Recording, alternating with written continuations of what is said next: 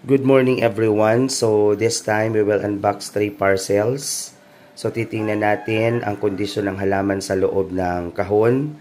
But before that, for those who are new to this channel, I want you to subscribe and then hit the notification bell so that if I have new videos relating to growing and cultivating orchids, you will always be updated.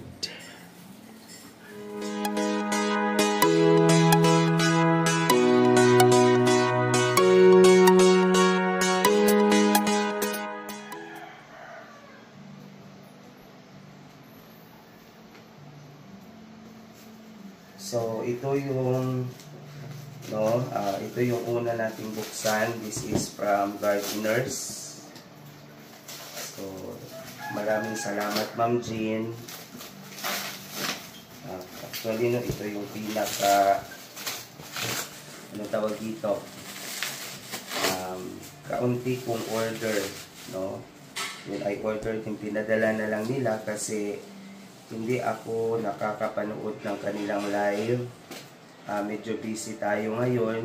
Pagdating ko sa bahay, kinagabihan, yun din ang oras ng pagtatapos ng kanilang live. So, parati akong nahuhuli. So, pinadala na lang nila ito. Baka pag matagalan, na hindi na natin makita yung flower. Actually, this is a flowering pulse. No, this is a flowering pulse. So ito yung kanilang freebie. So no, ang nakakaganda sa kanila kasi every time nagpapadala sila so nagbibigay sila ng freebie. Okay, no, this is a Cattleya. Ayan po. Marami na akong Cattleya sa garden. Okay, so I hope na hindi na bali yung spike ng pulse. Yan, no? Para when we plant this doon sa garden, we could be able to see still the flower of this. Oh, yan po, no? Meron siyang spike. Actually, no? Season ngayon ng mga pulse kasi even may hybrid pulse sa garden namumulaklak siya. Okay, so yan. So this is coming from Gardeners. This is a native pulse. So next time ito, this one. This is coming from Sisuna Garden. No, I hope hindi tayo ma-copyright kasi merong nagpapatugtog sa labas. Okay. No, sensitive pa naman ang lulo natin. No, napaka-sensitive. Okay. So, tingnan natin saan natin ito bubuksan. This is only, ito rin ay kakaunti lang. No, hindi siya ganun karami. Pero, I think pinadala na ni Ma'am Honey yung nabayaran ko na yung post diamond. No, napadala na nila. Binayaran ko na yun kaso nga lang hindi ganun ka-healthy yung kondisyon ng flower. Kaya decided na hindi muna ipapadala at pinapastable pa nila doon sa kanilang garden. Okay, no? So ito, no? Kasama na yun dito yung post diamond natin. Ayan. No? Ganito talaga sila magkalot ng orchids. Naka-square box. Okay, hindi pala ito square, rectangle box. Okay, so this one.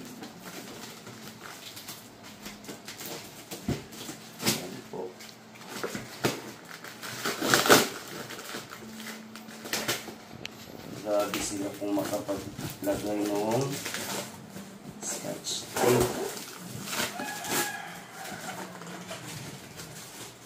Ayan po.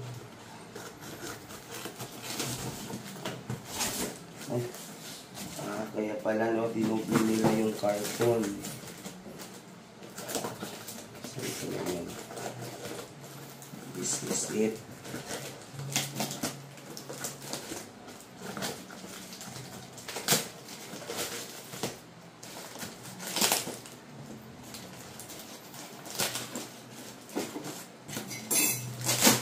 Yan. So,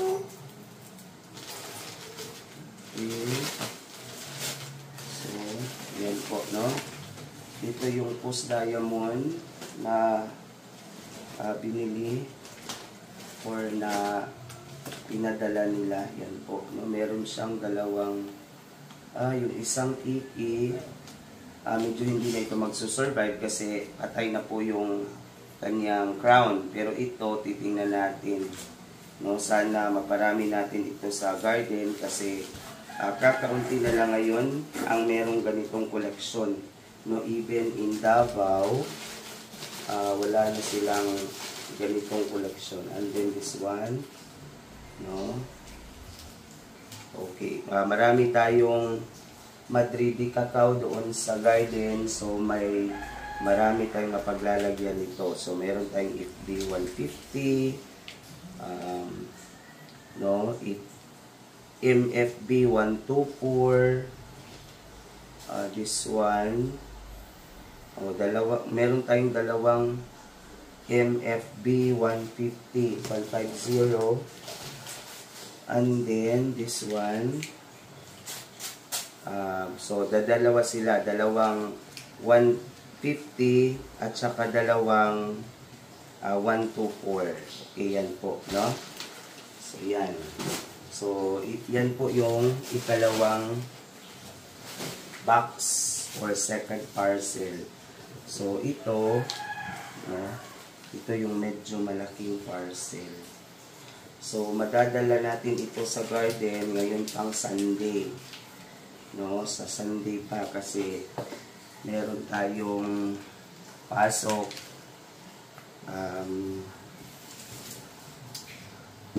sa Sabado. Okay, so this one, no? Medyo malaki ata ito kasi or mahaba kasi napakahaba ng kahon, no? So medyo excited tayo dito. I hope this is really an authentic waling-waling kasi yun ang sabi ng seller. This one. At saka, no, ang maganda nito, meron itong spike. No, meron siyang spike. So, hindi ganun katagal yung pag-aantay natin sa bulaklak. I hope the spike, no, is ano pa siya. Kaya nga, supposedly hindi ko muna ito bubuksan ngayon kasi, no, meron pa tayong pasok.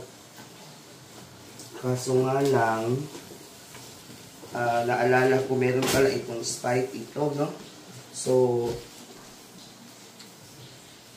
paano natin ito bubuksan na hindi masisira yung spike. Kailangan natin maprotektahan yung spike para mapabloom natin sa garden and we could be able to say na this is an authentic waling-waling. Okay, this. Okay, no? Ay. May binalot. Okay, wait, no? So, ito muna yung bubuksan natin. I think this is also it. So, this is ano? Oh, yan. Freebie lang yan, pero napakaganda. Thank you so much, Sir Rowell. No? Mabait ka talaga. So, may freebie ako, no? Though I have already this at Il Paraiso, this is a dendrobium. Pero, dahil freebie, no? Of course. Ayan. Okay. I hope that wow. Yan po. No? So, hindi pa natin makita yung mga new roots niya, pero napaka-healthy po nung plants. Yan po, no? Meron siyang napaka-healthy na ano tawag dito? No, ito yung spike. Tsaka yung iba, I hope yung nasa ibabaw na hindi masyado affected, this could bloom, no? So that we could be able to see, no? Kasi sabi nung may-ari daw, 28 years hindi ito namumulaklak, no? Imagine that, 28 years, ngayon pa siya nagka-spike. So, for 28 years, parang lagpas na kalahati sa aking edad, no? Okay, so if you try to look at this, meron siyang spike. Sabi ko kay sir na babalutin sana ito ng cotton, ng bulak, ng, ano tawag doon? Bulak, no? Okay, para maprotektahan kasi hindi nila naibalot, or even sana nabalot lang ito ng newspaper para, no, kasi ito, tingnan ninyo, no, meron na siyang dotted brown, pero yung iba, marami pa naman, so we will, no, dadalhin natin ito sa garden at pabubulaklakin. So, ito yung, okay, titingnan natin, kasi once this will bloom, of course, malalaman natin na this is really Vanda Sanderiana or authentic waling-waling. Okay, so thank you so much for watching, guys. Hanggang sa muli nating pagbubukas ng parcel. Excited lang talaga ako dito kasi ito yung ini-expect ko na sa lahat, no, sa tatlong parcel na aking binuksan ngayong umaga. So maraming salamat sa lahat, hanggang sa muli at marami pong salamat.